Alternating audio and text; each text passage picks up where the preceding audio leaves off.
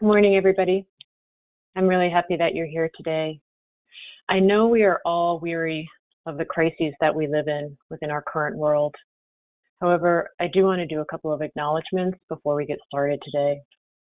First, I want to acknowledge that our thoughts go out to those communities in Louisiana and Texas currently being ravaged by Hurricane Laura.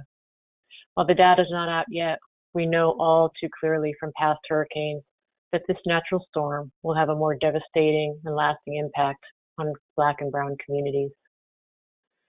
I also want to acknowledge the shooting of Jacob Blake, a young man from Wisconsin who was shot 7 times in the back by police in front of his 3 children on Sunday morning. Our thoughts and our hearts also go out to him and to his family. The shooting is another example of how racism, which feeds police brutality, particularly in African American communities in our country, continues to flourish in this country. We commend the actions taking place across our country to confront racism. We recognize also that there are calls to put more money into institutions such as ours, behavioral health, education, parks and recreation, and after-school programs, as compared to increasing budgets for police. Given this, behavioral health has an even greater responsibility to confront racism.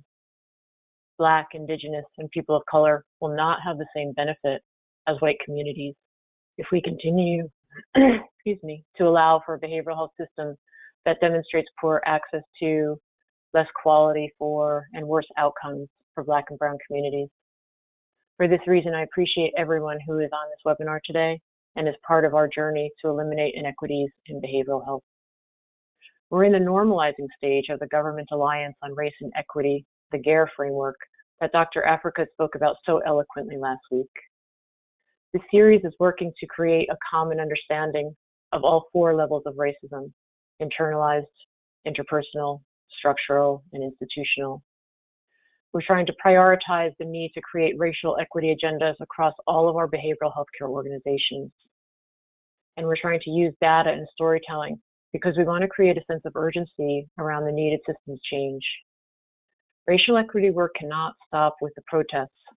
We all have the privilege to work within our organizations to confront racism in behavioral health. And with that, I'd like to introduce you to today's speaker, ADèLE James. She's facilitating for us as we move forward in our journey together. For those of you who were with us last week, you already know ADèLE. For those of you joining our series for the first time today, ADèLE is the CEO of ADèLE James Consulting. She brings more than 20 years of experience in public, nonprofit, and philanthropic sectors, including 11 years in foundation grant making with 3 different California foundations. She brings comprehensive expertise as a funder, organizational development consultant, university faculty member, and executive coach. Her services include program planning and design, participatory action research, training, executive coaching, and assessment and implementation of organizational equity and inclusion practices. As part of the $140 million Disbursement of Mental Health Services Act statewide prevention and early intervention funding, ADèLE co-facilitated the proposal review, and she developed recommendations for grantee capacity building. Her portfolio includes working with a collaborative of 9 family resource centers to design and implement a cultural responsiveness action plan based on national, cultural, and linguistically appropriate service standards. She's also developing an accompanying culturally responsive toolkit. ADèLE is a native of Trinidad, the West Indies, and what I love about her is that she's passionate about improving programs and systems to serve increasingly diverse communities. ADèLE also, though, loves adventure, and she loves international travel. She's working on a forthcoming book of stories and photography of the work of artists and artisans in Trinidad and Tobago. ADèLE holds a BA from Barnard College, Columbia University, and an MA from Stanford University in International Development and Education. And now I'm going to turn it over to my friend ADèLE.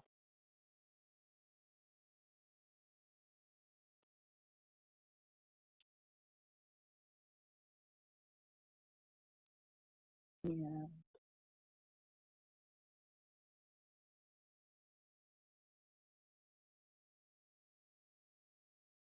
So good morning, and I want to say welcome to all of you out there, and thank you for participating. It looks like we have almost 1,800 people. And I am hoping that through this webinar, we can begin to make some changes in behavioral health in a way that it can be more responsive to communities of color. Now, first, before I go there, though, I want to thank Jennifer Clancy, Kelly Bitts, and Diane Daniels, because it actually takes quite a bit of work to pull this off, and none of this would be possible. And so just to really acknowledge.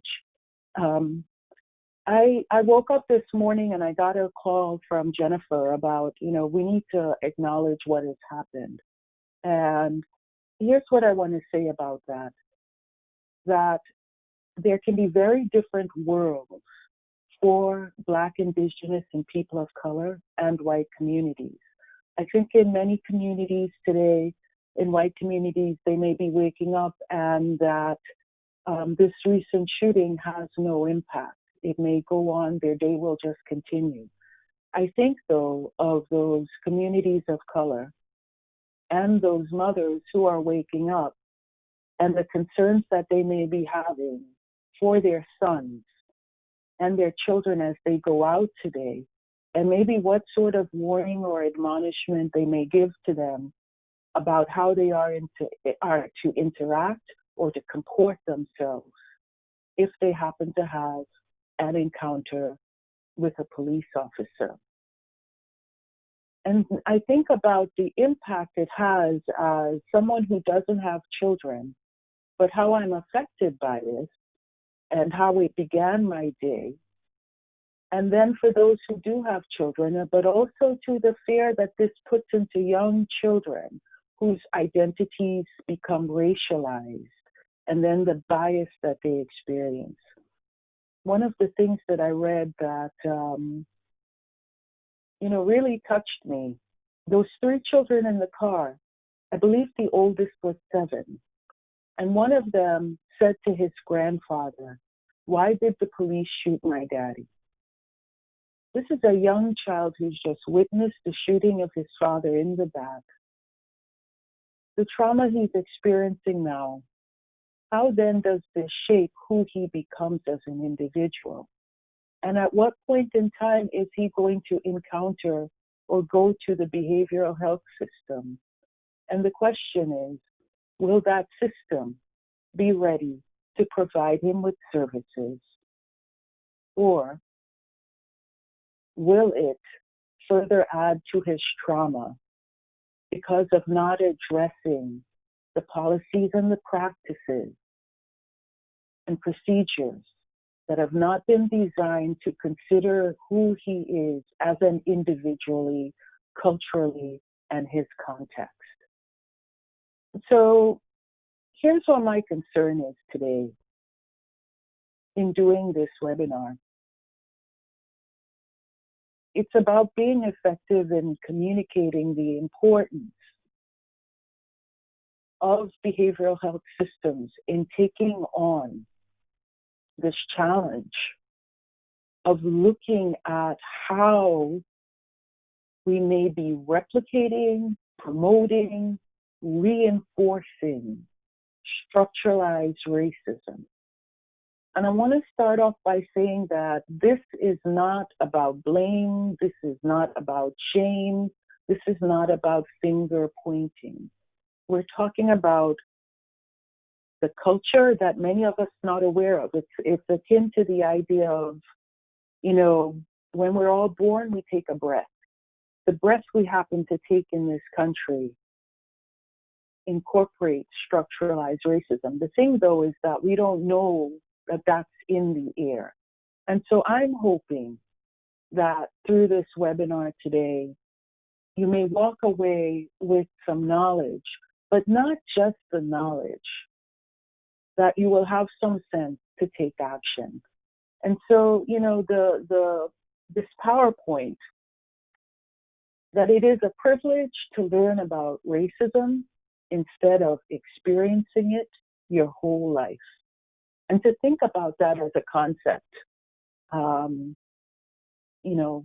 it's a privilege to learn about it, But from that place of privilege also comes the opportunity to help mitigate power imbalances and to redress the disproportionate outcomes that occur. And each of you working within your organizations, you may not be able on your own, certainly not, to change national policy, but you can change the culture in your organization. You can change the culture in your program. You can interrupt, speak up, help address situations that you see happening one-on-one. And so as we go on in this series, in the coming weeks, we're going to talk more about that. And by the end of this webinar, I will share with you some tools and strategies. So it's going to be done in a couple parts. One is that we'll get a little history lesson here, because I think we need to understand the historical context of how this starts and how it's perpetuated, but also to walk you through how this historical context connects to the work that you are doing right here, right now, today, in behavioral health. And what are the opportunities to disrupt this continuation of outcomes that are not beneficial to a large swatch of this country. Next slide, please.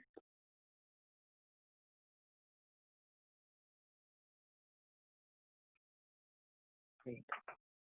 So my question to you is, and it's rhetorical, how important is it to you to be involved in the decisions in your household? And I think that most of you will probably say it's really important. You live in that house, you might be paying the mortgage, you are paying the rent, the utilities, and so it's important to you. So I want you to take this next poll. And so the first question is, do you know who founded your organization? Have you ever wondered who founded your organization? Your choices are yes or no.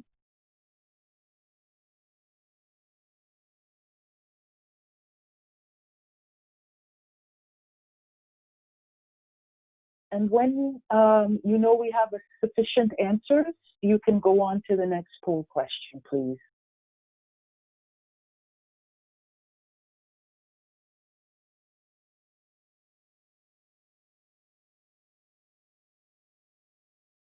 So the next question, have you ever, okay, so 55% of you know, and 45% of you don't know who founded the organization. Okay. You'll see where I'm going with this. Next question, were the founders of your organization reflective of or knew the historical and social context of the community served? So for that 55% of you who knew, you know who the founders are. My question to you is, were they reflective of, or did they even know the historical, not the recent day, the historical and the social context of the community served? Your choices are yes, no, or don't know.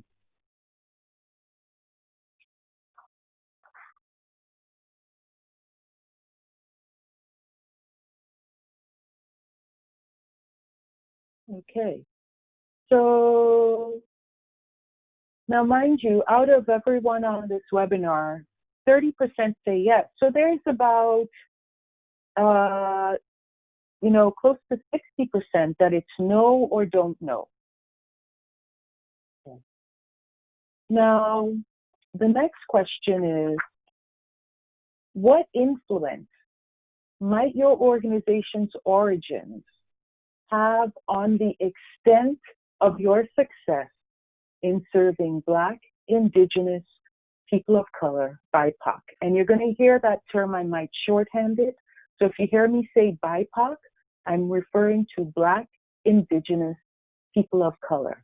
So what influence might your organization's origins have on the extent of your success in serving BIPOC? A great deal, some, or none. So I think that's a question for you to, do you think you're successful? And how do you know that? And if you think you're successful, you know, what role does the origins of the organization have to do with this?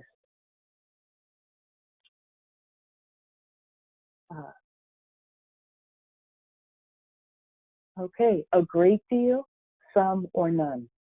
I think a question we haven't asked here, and I'd be really curious out of that 30%, is whether or not those organizations that say they know who the founders are and that they know the origins of the people served, if in fact those are organizations that were begun by people of color. But the point here is this: if you really want to be effective in serving communities of color, you cannot do that without an understanding of the historical context. And without knowing what the thinking was of the founders or who was there, that actually helps explain how your culture has developed. Next slide, please.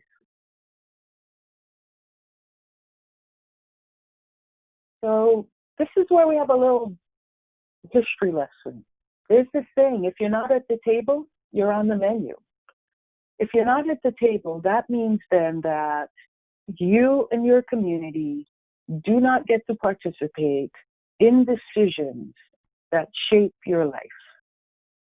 The housing that you have, the community that you live in, the healthcare that you get, the education that you receive, the types of jobs you have access to. And I want to share some pieces about the origins. Now, we've recently celebrated the right of women to vote, and that was on June 14th, 1920. Native Americans were only given citizenship in 1924. Native Americans, the original peoples of this country, were only given citizenship in 1924. And it wasn't until 1962 when all Native Americans were actually allowed to exercise the right to vote, because it was permitted by each state to decide when they could vote. The Treaty of Guadalupe Hidalgo, it ended the Mexican-American War, and it guaranteed citizenship to Mexicans in those territories that were conquered by the United States. However, there were language requirements, and there was violence and intimidation that limited access. When we talk about women getting the right to vote, that was not all women. Black women did not actually get the right to vote until 50 years later, because the law as it was passed and what occurred in many communities were poll taxes. There were, again, literacy tests, but also people not showing up at the polls out of fear of being lynched. And so we have to look at this context. You know, in 1862, there was the Chinese Exclusion Act that prevented Chinese from becoming citizens. And even though there has been change, you see in a lot of these where there may have been legislative change, but then there were other ways in which to prevent, intimidate, stop individuals from the right to vote. Next slide, please. When we talk about culture, it is a belief, it is a system, and the thing is that the longer you swim in culture, the more invisible it becomes.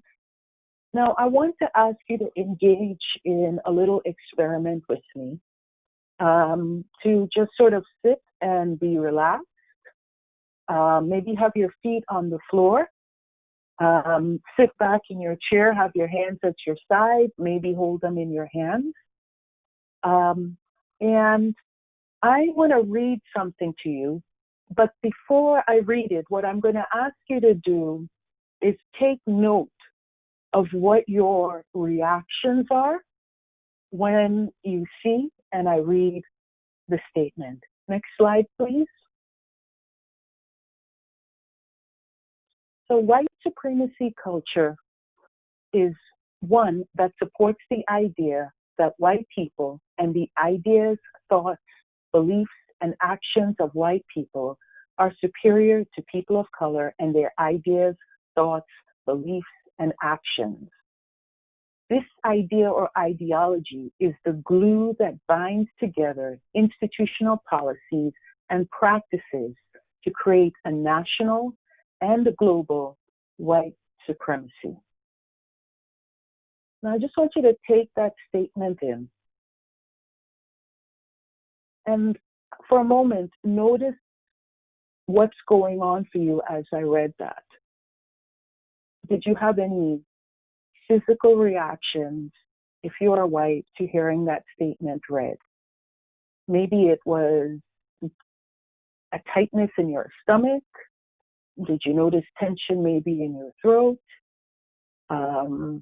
Did you notice maybe a tightening in your chest? Did you have any physical reactions or emotional reactions? My apologies. Maybe it's uncertainty. Was it fear? Was it anger? Maybe defensiveness? If you're a person of color and you heard this read, what did you notice were your physical and or your emotional reactions? Now, when we see, or when folks see a statement like this, where we can go is that this is about blame. You know, are you calling me a white supremacist? And that we translate this as someone who is a member of the Ku Klux Klan or someone who is a member of the Aryan Nation. And the point here is that this is not about an individual. This is not about an individual, but what it is about is the culture, and it's the prioritization in the culture. And often folks don't see that if they are part of the culture and have benefited from it. It is not about blame, it is not about shame, but I think it's about, can we see clearly? Do we see the breath that we take in? And it is more apparent for some communities than it is for others. Next slide, please. So one of the things that I am concerned about, you know, in webinars like this, that I understand that talking about this topic can bring up a lot of feelings, and that it might be triggering. But part of this process is coming to terms with a really harsh and difficult history and the emotional consequences of it for many communities. So while learning about a situation for one person may be triggering, the experiencing of that same situation may be life-threatening for someone else. And that comes down to the fact that racism can kill. It may not be the direct shooting of someone, but the interactions that communities of color have and the experience of bias and microaggressions on a day-to-day basis weathers. It increases the cortisol level, that's that fight or flight mode that then results in poor health outcomes. So here's what I'm going to ask you to do. You may have noticed that you had feelings that came up or physical reactions. And that to just sort of take a moment and be in your body and breathe. And let's just do that, to take a breath in and release it.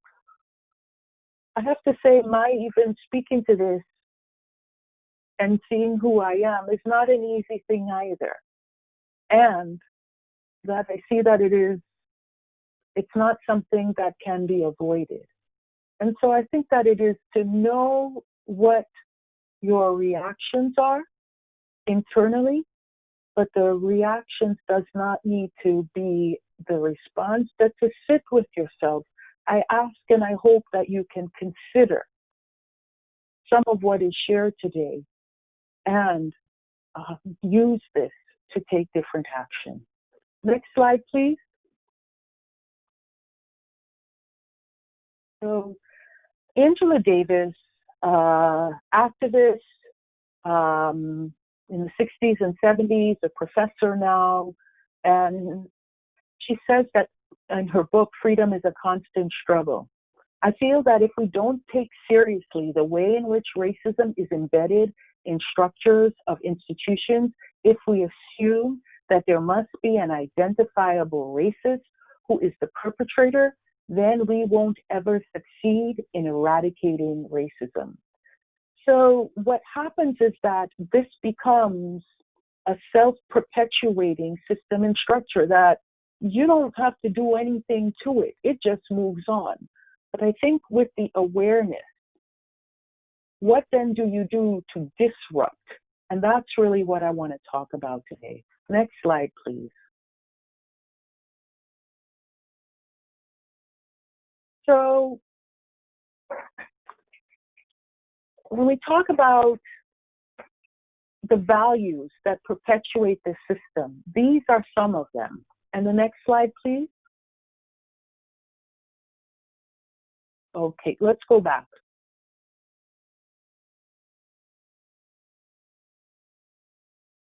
So when we talk about white supremacy values, the question then is how, and it's a question, how might they reinforce structural racism?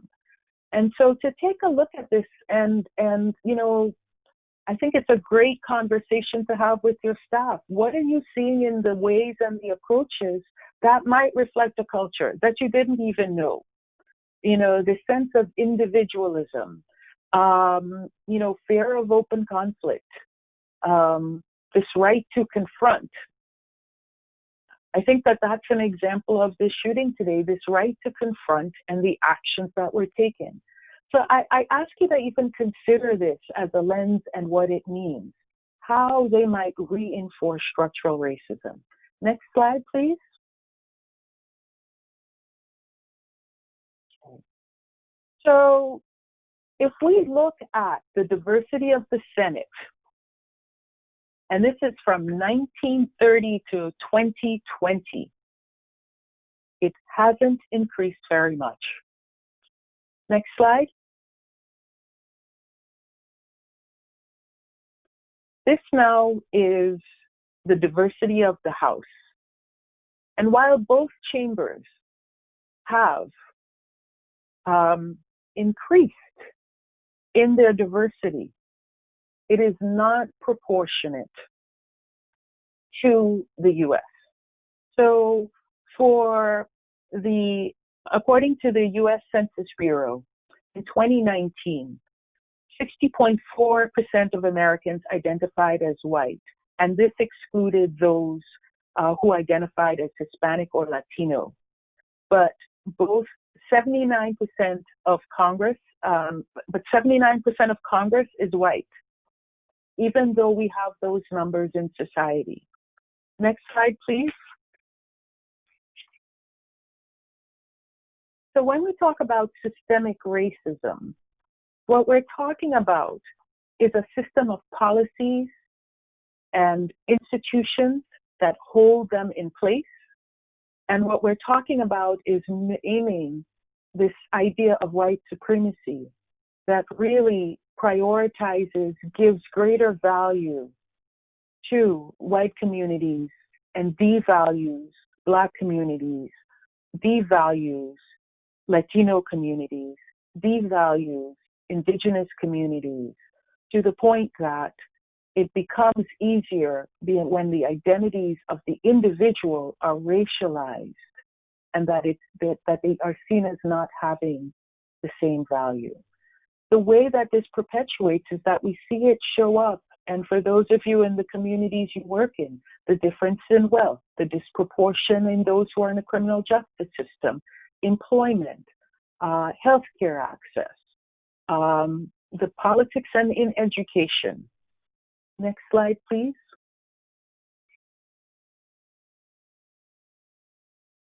So it's kind of like we're in the Matrix.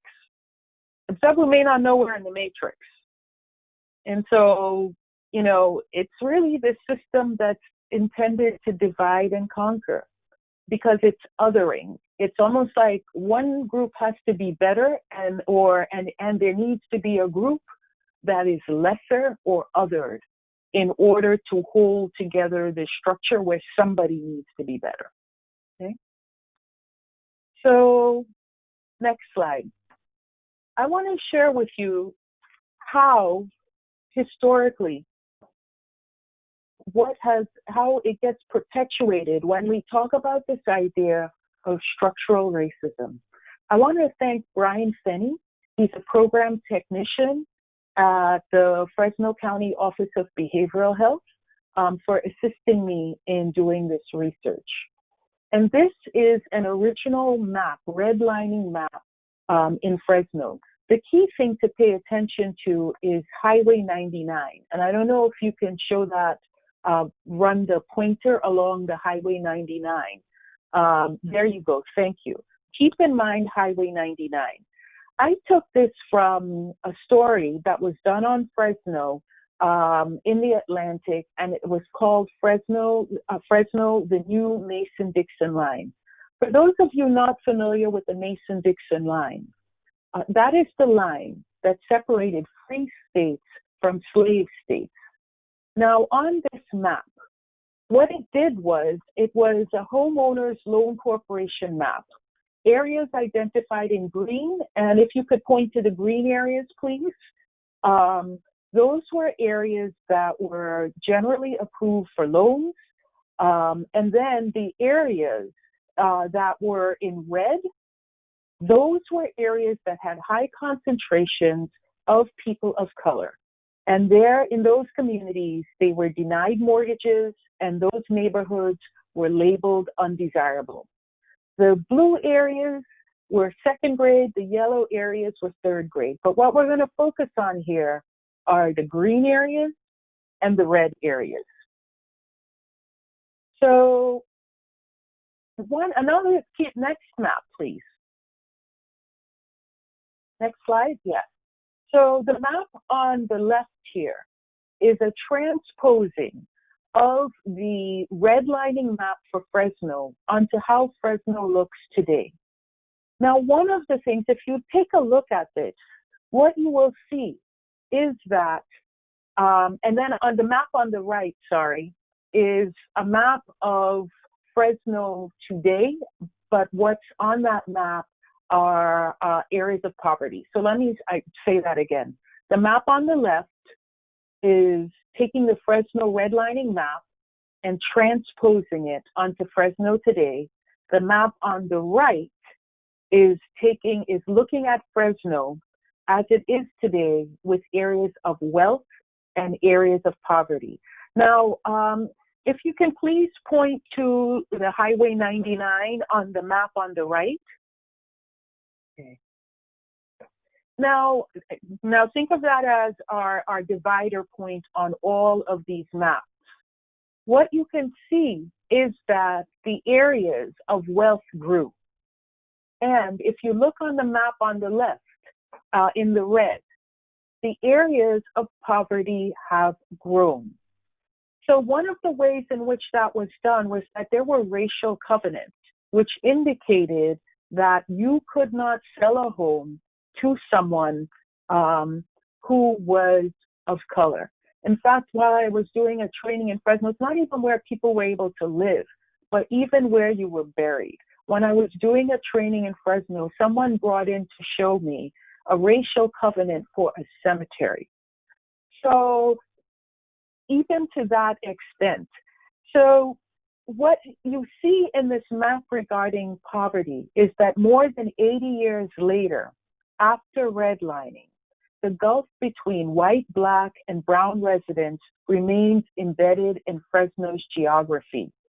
Amber Crowell, a Fresno State sociologist, this is what she said of the situation. Segregation creates a monster of social inequality that falls along racial lines. Then it recreates itself. The boundaries are put in place and it automates itself from there forward. So the other thing to know too that contributed to this, and this is again how these policies reinforce, the 1918 General Plan for Fresno, it formalized the southern area, the southern quadrant of Fresno for people of color, but also too for industries that polluted, foul smelling, and for affordable housing. So many of you, I have this example of Fresno, but if you look in your own communities, I'm sure you can find these redlining maps, or you know where there are these concentrations of people of color and poverty. And it is by no accident. It is purposely done and concentrated and grows on itself. So many of you may not even know about these maps from 1936. Well, this is the impact it has today. Next slide, please. Now, to show how this continues and perpetuates, again, if you can please point to the 99 on this map. Great. So we have that divide. Now, this is a map of how coronavirus has impacted Fresno. And what you see is that the southern part of Fresno has higher confirmed COVID-19 cases and a higher rate of people testing positive for COVID-19. Now, one of these, and this is even if you discount the jail, where there is a higher concentration, and that's in downtown Fresno, there are still 8 zip codes in the central and southern parts of the city of Fresno that exceed the county-wide rates. And so you see from these maps, and you can go look these maps up, a redlining map for your community, a map of poverty in your community, and then add to that coronavirus. Next, please. So often one of the things we hear is, why is it that people don't do something about it? Is it a lack or a desire? They're just not working hard enough? Don't they have role models? Can't they pull themselves up by the bootstraps? So next slide. I like this quote by John Powell, who does a great deal of work on structural inequality. It's not about each of the single bars that impacts or holds the cage bird in, but it is multiple bars arranged in specific ways that reinforce each other and trap the bird. Next slide. So when we look at race, there are these structures that impact communities. Then you find that they hold communities in certain geographies. And then what happens is that the individual's identity becomes racialized and associated with those outcomes. And so what we find is that racialization is one way that the society sorts communities and people to allocate resources and access. So when we talk about structural racism, next slide, it's about that system. And what I want to be clear is that Racialized outcomes do not require racist actors. So this is not about the individual actors that today I'm going to perpetuate this. That's not what this is about. It's really about these structures and systems that are set up that many of us are just not aware of. And so what then do we do about it? So I'm going to talk a little bit about how structural racialization impacts communities, and then I'm going to look at this connection to mental health. Next slide. So these are the different levels and the forms of structural racism and racialization. And when we're talking about that, it's how are certain groups and communities seen? There was a great question somebody asked last week about, if there's a difference when you see from one group to another, is it always about race? And my response is there a pattern? And how long has that pattern been in existence? Have you looked back at what the policies and the practices were? And so when you can look at this and see that there are different outcomes at the institutional level, at the structural level, at the internalized level, and the interpersonal level.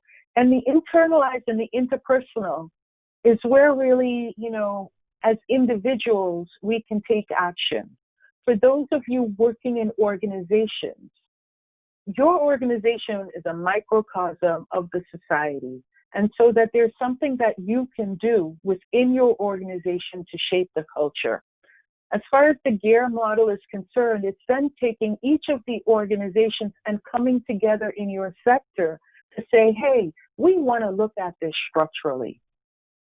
So next slide, please. So I tried to, the language and the terms, there's a lot of language out there. And what does it really mean? And so I tried to come up with a graphic.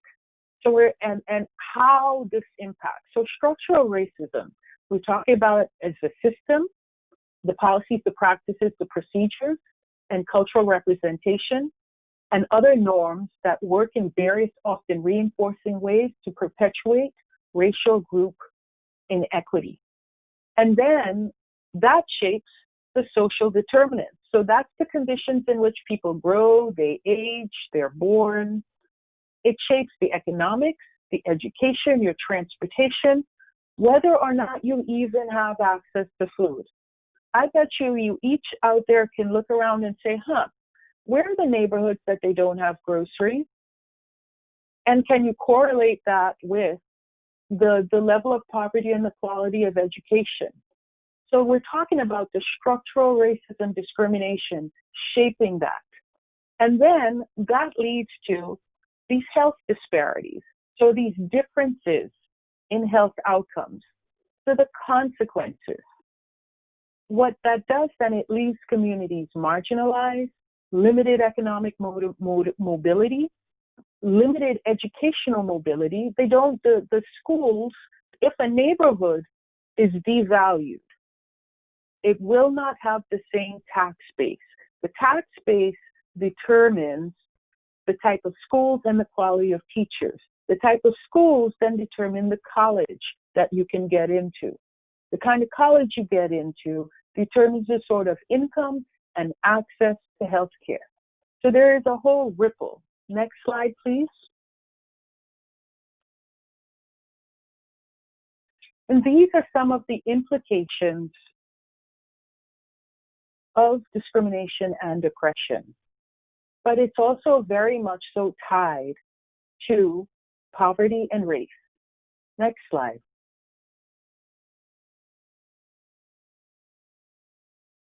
So the rates of poverty in California.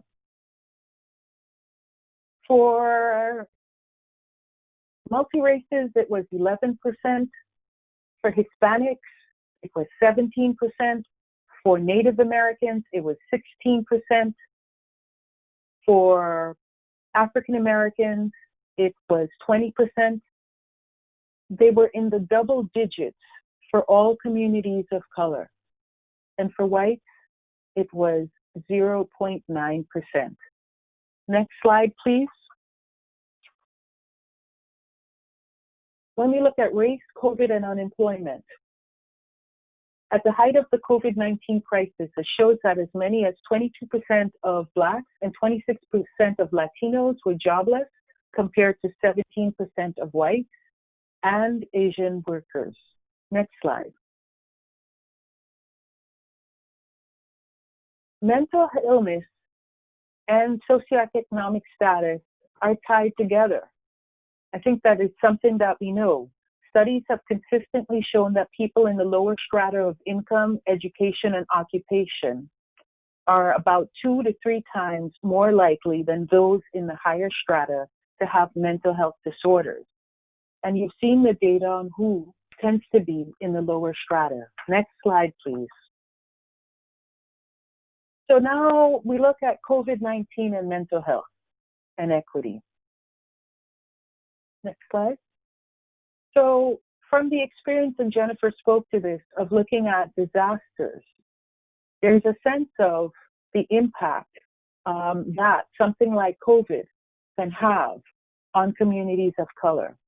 And so historically produced arrangements of power and privilege provide socially advantageous groups with more resources when it comes to crises, and that limits their exposure to and their ability to cope with the stressors that cause disaster, or the stressors caused by disaster. So among the things, and I have done multiple webinars since with groups, and we've looked at the impact of COVID-19 on mental health. I think I've probably talked with a couple hundred people, and the consistent that they're speaking to is, one, the stress that are experienced by these families because of the financial insecurity, but then there's also the grief and the loss based on mortality. Next slide, please. So this is the truth of it. Lack of money is the #1 reason why adults in America do not receive proper mental health services, and it could also be the reason so many mentally ill continue to live in poverty. Next. And this is the cycle. No treatment, mental health deteriorates, a lack of work, lack of money, the cycle continues. Next.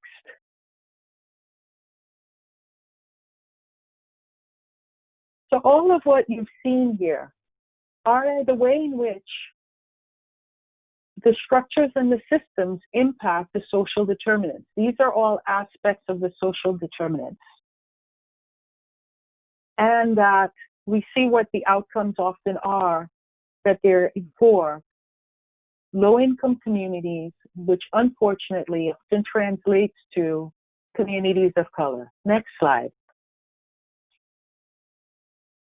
So your actions matter, and what you decide to do. So this is by Robert Livingston, and he is, I believe, a researcher out of Columbia University, Harvard rather.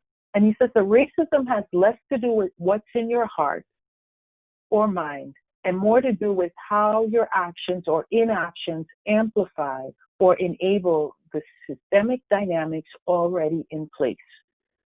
So it's not about if you're a good person, but that even well-meaning individuals unintentionally, if we don't take a look at the historical context and who the policies and practices are set up to benefit, or even consider that, what that does then is it continues to perpetuate the system. Next slide, please. So you have some options. Now that you know, avoid addressing racism and discrimination, intentionally or unintentionally. Only address racism and discrimination when it comes up as a result of a situation, or proactively and intentionally work towards creation of an anti-racist, anti-discriminatory work environment. Next slide. So I have a question for you. With your understanding now about structural racism and thinking about your organization, with what you understand now and what we've just covered, where do you assess your organization to be on what we have here as the cultural competence continuum? So I've just decided that nobody here is doing work that's culturally destructive. So you're not going to see that as an option. I'm going to give the benefit of the doubt. But I'm asking you to read the definitions. Are you in the place of cultural incapacity? Lack of cultural awareness and skills perpetuates stereotypes and paternalism, paternalistic towards non-dominant groups? Is it perhaps color blindness? Considering colorblind, consider all cultures to be alike. Culture does not account for difference. Cultural pre-competence, recognizing difference but complacent in making change. Are you at basic competence, accepts, appreciates, and values difference, seeks opinions of diverse groups, but not just seeks the opinions, regularly engages, works with, that they actually see you as a partner. And then we have advanced competence. And that's aspirational. Actively educates self and less informed, seeks to interact, collaborate with diverse groups. So if we can turn to the poll, and what you understand now from what we've been talking about, where would you say your organization is?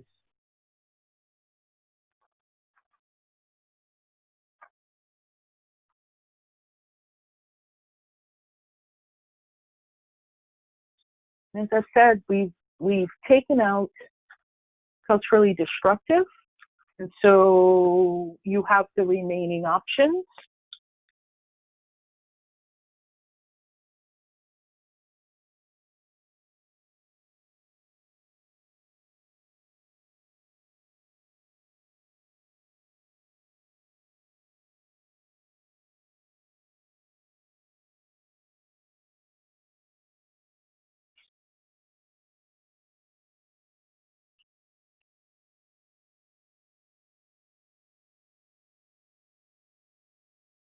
Great. So what are the results that we have? Okay. So 46% say basic competence. We have 14% that say advanced. 29% say pre-competence. 7% culturally blind. And 3 say cultural incapacity. So when we add that up, we have 39% that are in this place of pre-competence. And so let's talk about, thank you for that. And by the way, this is actually, I know it can sometimes be a challenge. How do you bring this conversation up? If you look for this, it is referred to as the cultural competence continuum. And I think that it is an exercise that can be used as a starting point to have conversation about where are you and where do you want to be. So I'm going to talk a little bit about how you get to where you may want to be. If you've taken up this charge that you want to make change in your organization, one of the things that I find is that there's confusion between equality and equity. And that when we talk about equality, it's treating everybody the same. It intends to promote fairness. And that a lot of times we look at the groups and we think, well, you know what, we're just going to do this equally without taking into consideration the historical context for that person and what led to where they are. So equality isn't going to do it, especially if the beginnings are not equal, especially if you've got groups who have not been able to accumulate wealth for decades and centuries. They're not at the same place. When you have structures that redlining that define their communities and the social determinants, that is not equality. What we're looking for, that it is equity, and that it takes into consideration what each person needs, what each community needs to succeed. Next slide, please. So here are some of the strategies. And what I want to talk to you about is targeted universalism. Something that comes up is that, well, does this mean that we have to take away from one group and so they're going to be at a loss versus, giving it to another group? And so, what I think targeted universalism takes into consideration is that there are structural inequities that consistently produce different outcomes for different communities. And that with targeted universalism, what we're attempting to do is to respond with universal goals. So we want to set goals like everybody should have optimal health. The thing, though, is that you don't or may not be able to use the same strategy for everyone because there are different needs. So with targeted universalism, it responds with universal goals and targeted solutions. Universal policies that are race neutral do not address the multiple opportunity barriers that impact populations of color. And the opportunity barriers are the opportunities to transportation, to education, to housing, to food, all of the above, to healthcare. So when you come up with a universal approach, it does not, or when you look at policies that are universal alone, that's not enough. So one has to stop and think about, what do we need to consider for these specific communities? And that is something, I'm not suggesting that any of this is simple, but it is necessary if you want to see better mental health outcomes, better outcomes of wellness for BIPOC communities. Next slide, please. So here's what I want you to consider. Oh, next slide.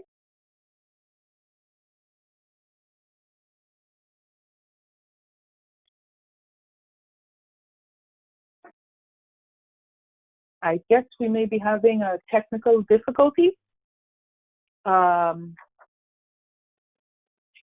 The next slide. ADÈLE, I'm sorry, this is Jennifer. I am not sure what's happening on Kelly's side, but yeah, it looks like she's not able to progress the slides. Are you able to speak to the next slide? And then I can continue to check in with Kelly. Yes. Okay.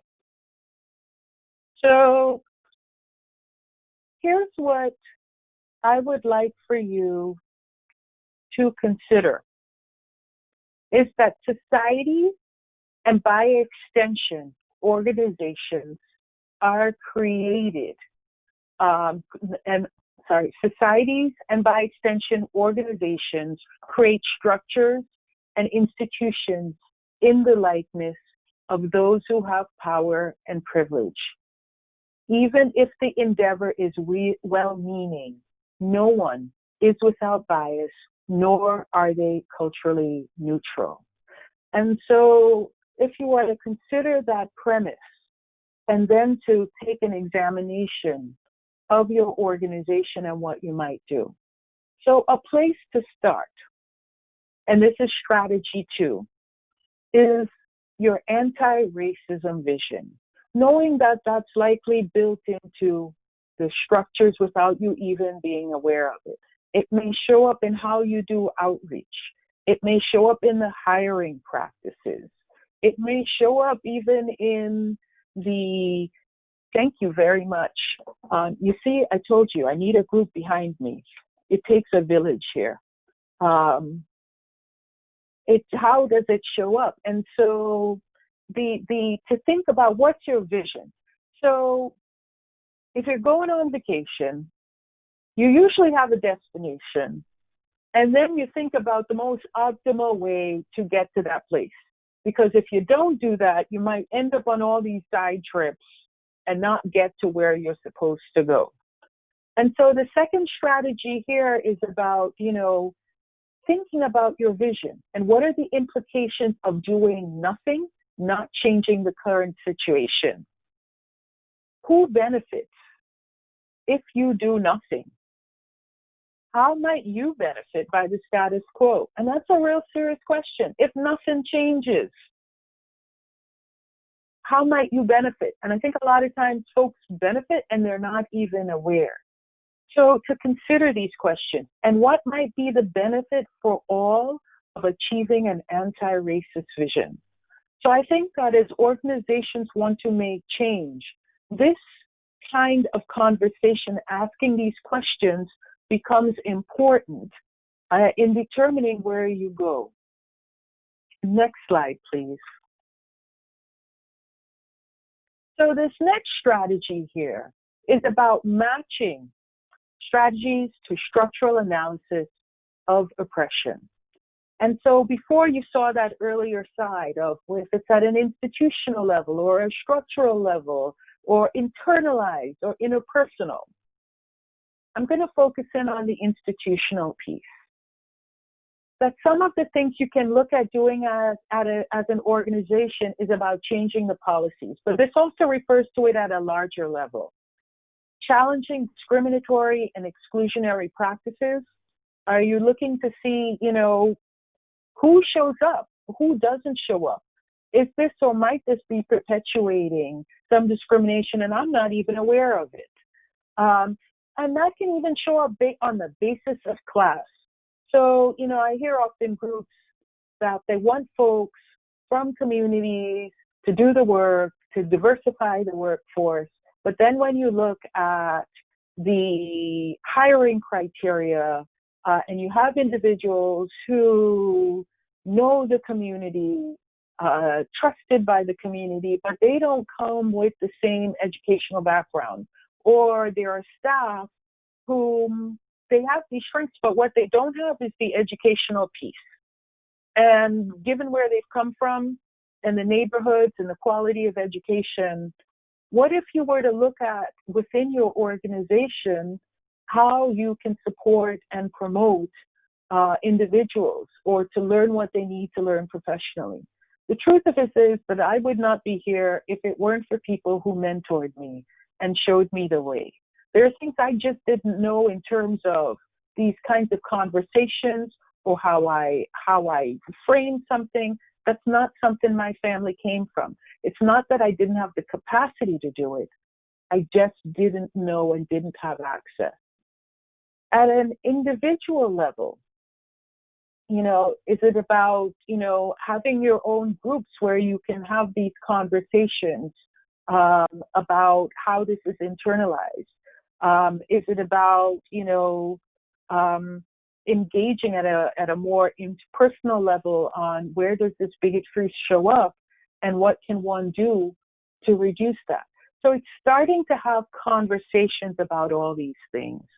Next slide, please.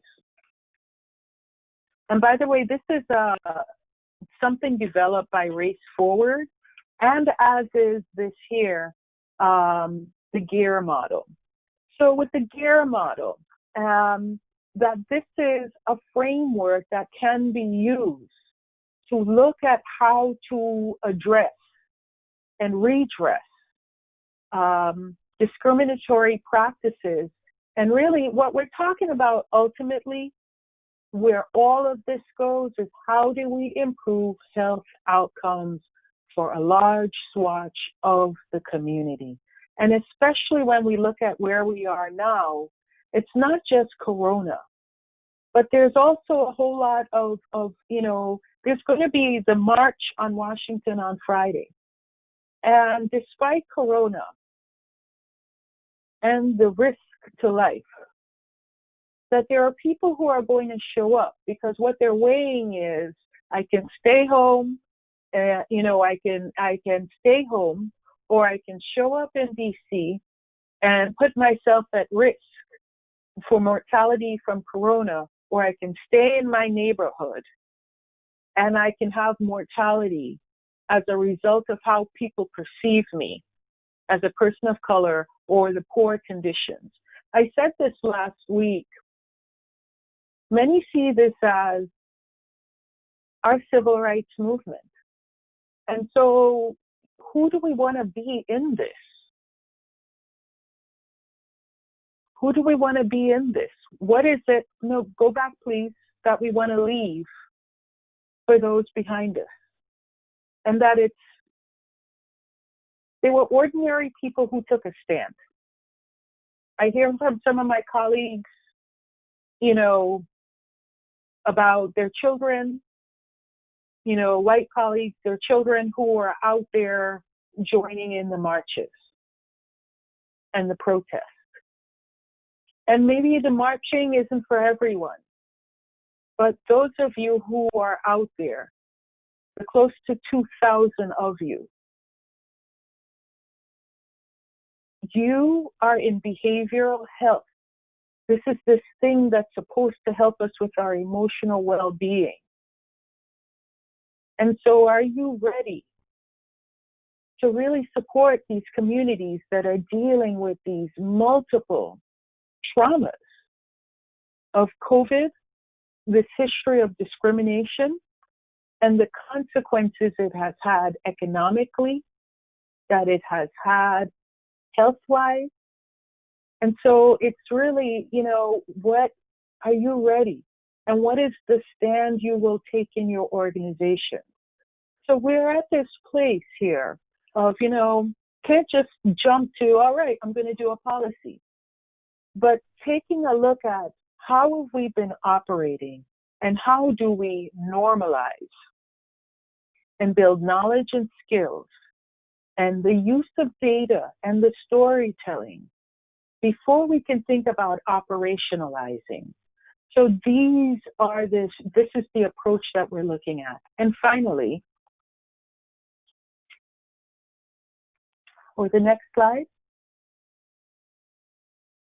the final strategy is consideration of consideration of using a racial equity impact assessment. This is also a tool developed by Race Forward, and it is for preventing institutional racism and the identification of options for remedying long-standing inequities. So if you're seeing differences in outcomes, mental health-wise, in those you serve, this helps you look at how do we get here? What's behind that? What can we do?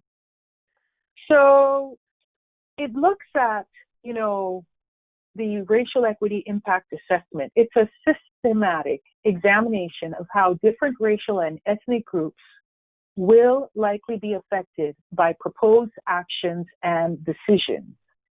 And it is used to minimize unanticipated adverse consequences that may play out in proposed policies, in your practices, in your programs, in your plans, and your budgeting decisions. So it's a tool. And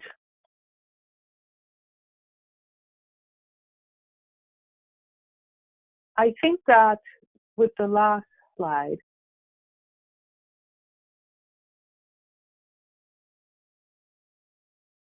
I want to ask you to go back to your organization. So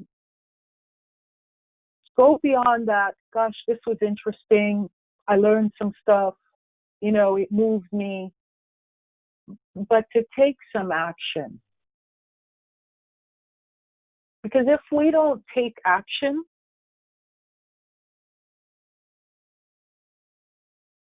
we're likely to have to start each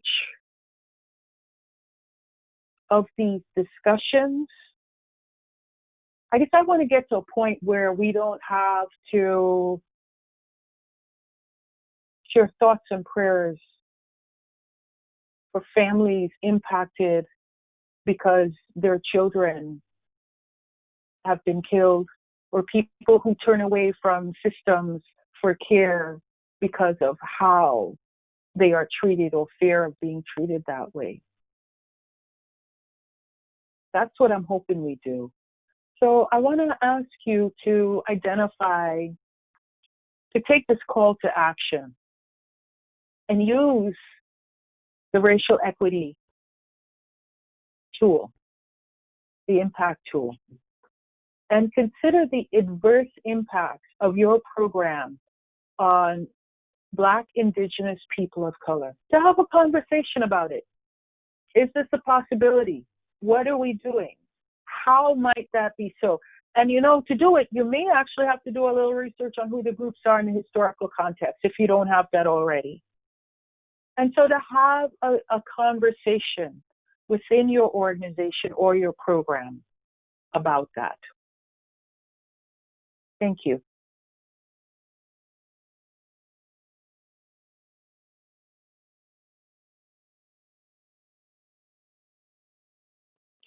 Thank you, ADÈLE. Wonderful, wonderful presentation. We had a lot of comments and a lot of questions that really reflects the personal experiences and the challenges that folks are going through right now as they address structural racism in their own organization. So I want to first start with a question, came in recently. This is from somebody who works for a housing nonprofit organization. I work for a housing nonprofit organization. How do you communicate racist attitudes without the fear of being terminated? Yeah. So I would say that part of this is one is encouraging conversation about the topic. But the other, I would say, is not so much pointing to the individual as racist, because that can be nebulous, but to talk about what is the impact of what they're doing. So there's and another, I have this thing I use about asking different questions, and it's and it's sort of like, what is the impact? What are the consequences for communities based on this behavior? And so that's the way. And at the same time, that is real. That is real. And that, I think can you encourage a conversation or a concern that this is something that we need to discuss, and, go back and share about this conversation and this webinar. And here's what you heard the presenter saying about structuralized racism. And I think that this might be useful for us to have a conversation, because no organization is immune. So that's what I would suggest, is this I got, and I thought it was really important, and for us to talk about the impacts. I love that strategy, ADÈLE. That's a great strategy. So ADÈLE, another question, kind of really recognizing the difficult just circumstances people are in as they try to address structural racism. This participant said, how can I engage people to understand that they benefit from white supremacy despite the lack of privilege they may perceive that they have? I try to explain it by saying that white privilege doesn't mean your life isn't hard, but your race is not the reason for your hardship. Is there a better way for me to try to explain structural racism concisely? Yeah. There's a couple things with that. I do these trainings, these all-day trainings, and one of the things that, here's what I find. Someone, I got this from someone in a training where she came up to me and she was telling me about a conversation with a friend. She was white and her friend was white, and the friend was saying to her that, you have white privilege. And she was offended by that. And I didn't, what had occurred to me later on is that when folks hear this idea of how they have privilege, that they think that it means they didn't work hard enough, or they're not deserving. And it's not about whether you are deserving, or whether you worked hard enough. The idea, and maybe the way I structured the PowerPoint was to show how these structures are put in place that folks benefit from without even knowing. That's really the point. You know, one of the things that I learned, I was on the admissions panel for Stanford, and, you know, they actually know, and I didn't understand that this was redlining, but they actually know the geographies where students come from. And so someone who's summa cum laude in one neighborhood versus in another, it's not equal, because they know that the school, and this kid doesn't even know that. So their application shows up and they don't know that they're already behind because they live in a neighborhood that was probably redlined, so they don't have the quality of teachers, they don't have the AP classes, they don't have all of that stuff. Whereas someone else in another neighborhood, it's a totally, the teaching class online right now is a snap. There's no problem about if they have bandwidth, the teachers got retrained. And so maybe that using this slide deck, and maybe it might mean you're not the one to do this, that it's to have somebody come in who is less engaged and has a neutral, you know, more neutral interaction with the staff, that they can bring these questions up. Yeah. It's not easy, and it takes, and I applaud you for trying. So thank you. Yeah, exactly. I totally agree, ADÈLE. Okay, this is going to be our final question for this morning. Do you have any advice, ADÈLE, for clinical supervisors who don't have any Black people on staff? How can we be more effective at attracting and recruiting and supporting and retaining African American clinicians?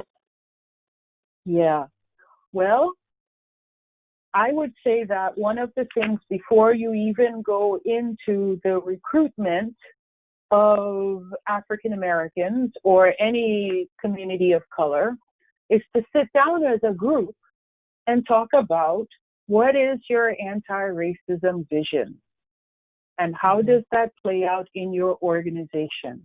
Because I think what you don't want is that you hire these folks and then that becomes the time when some incident or the other happens, that's when you start to process this, which then makes it even more traumatic for that individual. So I think it's, hey, you know what, if when I'm picking projects,